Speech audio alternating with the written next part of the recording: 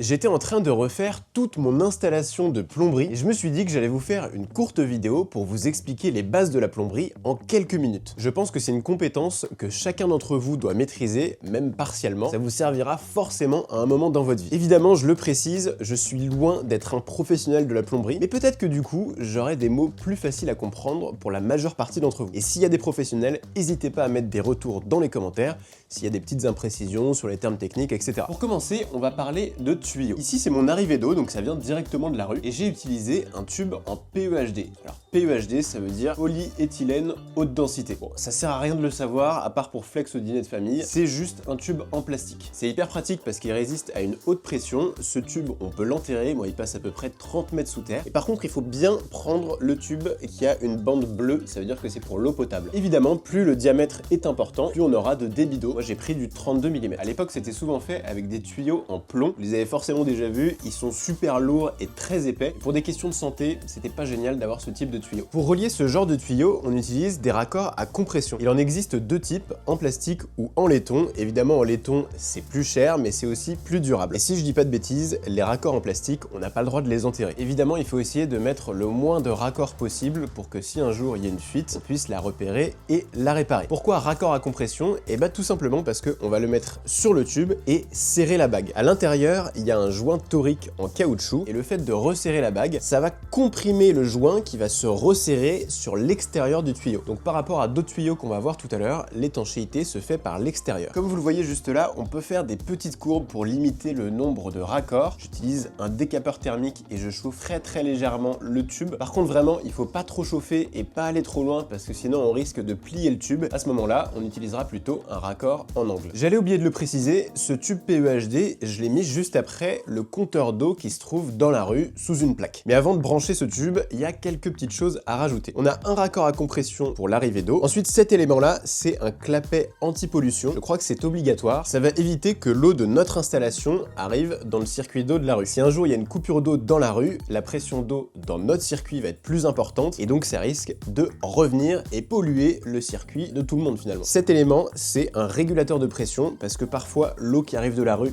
a beaucoup trop de patates, donc on risque d'abîmer nos appareils. Et enfin, j'ai rajouté une petite vanne pour pouvoir couper l'eau avant de repartir sur mon tube PEHD dont je vous parlais juste avant. L'eau arrive jusqu'ici dans ce qu'on appelle un collecteur. C'est tout simplement un tube avec plusieurs sorties. À chaque sortie, on a une petite vanne pour pouvoir couper l'eau. Et là-dessus, on va pouvoir raccorder les différentes pièces de la maison. Donc par exemple, ici, je vais mettre la salle de bain, ici la cuisine, etc. Là-dessus, j'en aurai un deuxième exactement pareil pour le circuit d'eau chaude. Parce que forcément, eau chaude et eau froide, c'est deux circuits séparés. J'ai pas encore mon chauffe-eau, mais il se branchera sur ce collecteur juste au-dessus. Évidemment, du coup, il y a une vanne du circuit d'eau froide qui sera destinée à l'arrivée d'eau du chauffe-eau. Mais du coup, entre le collecteur et les différentes pièces, comment ça se passe? Est-ce qu'on met un énorme tube PEHD comme ça?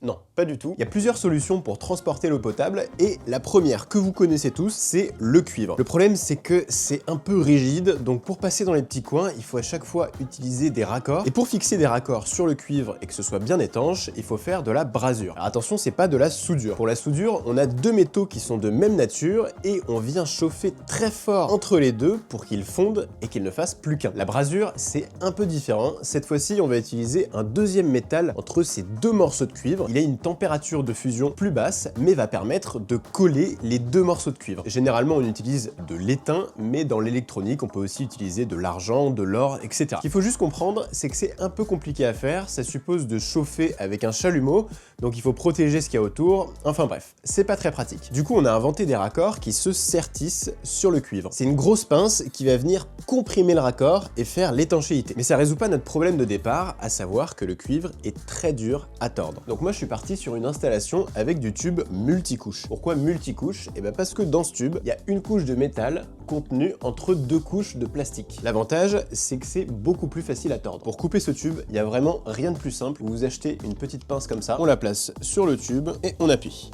Tac! Et là, ça fait une coupe parfaite. Je viens de me rendre compte que je vous ai même pas dit comment on coupe les tubes en cuivre. On utilise une petite roulette comme ça, et au fur et à mesure qu'on tourne autour du tube, on va coller la roulette de plus en plus en serrant cette molette, et en fait, ça va creuser petit à petit dans le tube.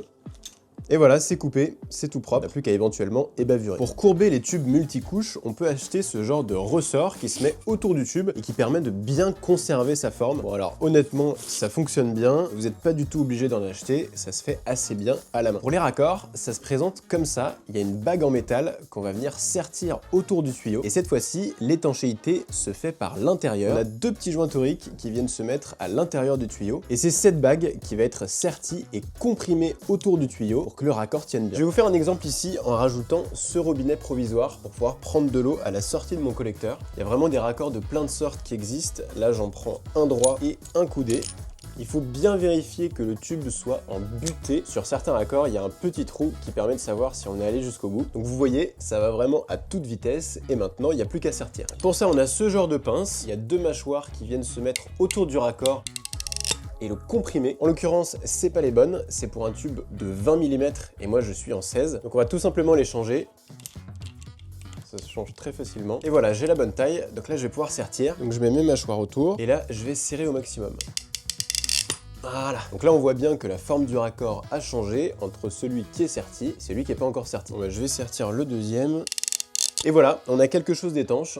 Pour ce qui est des diamètres de tubes, vous pouvez tout trouver sur internet sur les normes pour avoir la bonne pression en fonction de l'appareil que vous reliez. Par exemple, pour un chauffe-eau, on aura besoin d'un diamètre beaucoup plus large que pour un robinet. On va pouvoir installer notre robinet et vient la question, comment on fait l'étanchéité entre ce raccord et le collecteur. Vous pouvez voir que celui du dessus, c'est un raccord à écrou libre, alors que celui-là, il est fixe en plus d'être coudé. C'est très important de mettre des raccords à écrou libre si on veut pouvoir dévisser les éléments. Si j'avais mis un raccord fixe et qu'il était serti sur mon collecteur, en imaginant que le tuyau parte dans une autre pièce, eh ben on n'aurait pas pu le desserrer parce qu'il aurait fallu tordre le tuyau et là pour le coup c'est impossible. Pour les raccords à écrou libre, on va utiliser un joint d'étanchéité qu'on va mettre au fond. Il va se comprimer contre l'élément suivant et l'étanchéité se fait pas par le pas de vis. Ce joint-là, c'est un joint fibre, il a la particularité de gonfler au contact de l'eau, donc ça sert à rien de le serrer comme un malade. Il existe aussi des joints en caoutchouc, et là c'est plutôt pour les raccords en plastique. En l'occurrence ici, on est métal sur métal. Donc je mets mon joint et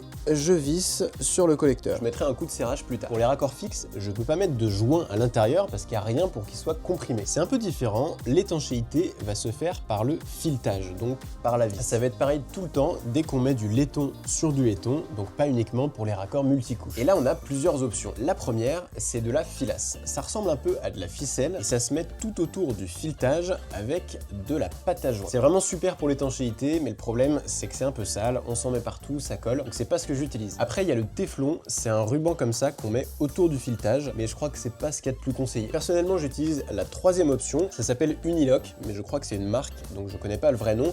Et ce qui est génial, c'est que ça peut s'utiliser pour les circuits d'eau chaude comme d'eau froide. On en met tout autour du filetage, et là je vais pouvoir visser mon robinet.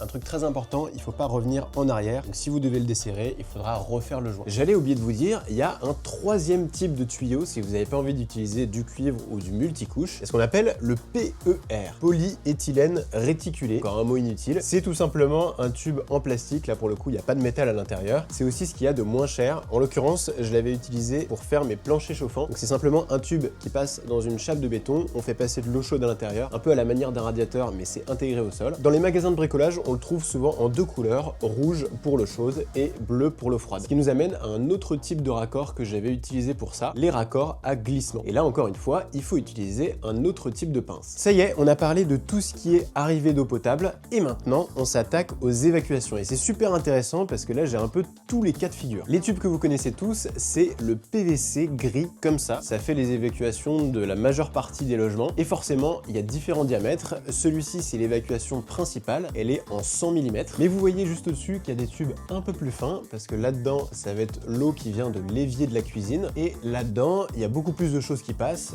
notamment des excréments. Ah les gars, il y a du caca! Toutes les normes pour les tailles de tubes que vous devez choisir en fonction de ce que vous reliez sont disponibles sur internet, donc je vous laisserai aller voir. Le tube qui est juste au-dessus, donc PVC couleur sable, ne faites pas attention, c'est simplement une évacuation de gouttière. Par contre, prenez pas ces tubes pour vos évacuations parce qu'ils sont un peu plus fins. Autre type de tube qu'on a juste ici, le PVC qui est noir, c'est du PVC pression. C'est un plus petit diamètre et il vient d'un broyeur qui est en sous-sol. Un broyeur, ça fait deux choses, ça broie la merde, etc.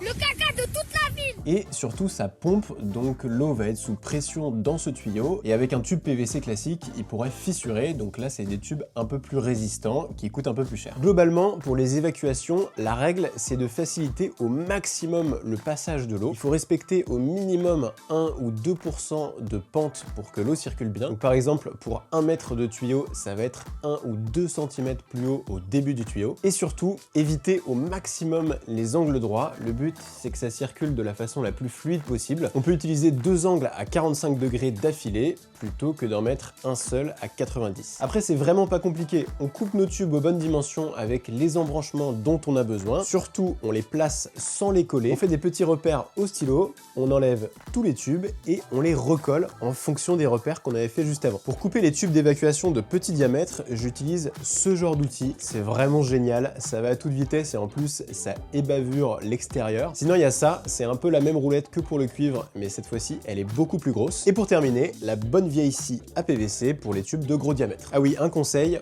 poncez et décapez vos raccords avant de les coller, comme ça la colle va adhérer au maximum. La colle PVC permet d'assembler les tubes, mais aussi de faire l'étanchéité. Et surtout, n'hésitez pas à enduire de colle les deux parties que vous assemblez, ce sera beaucoup plus facile à rentrer. Voilà, c'était une vidéo très rapide pour vous expliquer toutes les bases de la plomberie. J'espère que vous aurez appris des trucs et que ça vous aura intéressé. C'est pas si compliqué, essayez de vous y mettre, ça vous servira forcément.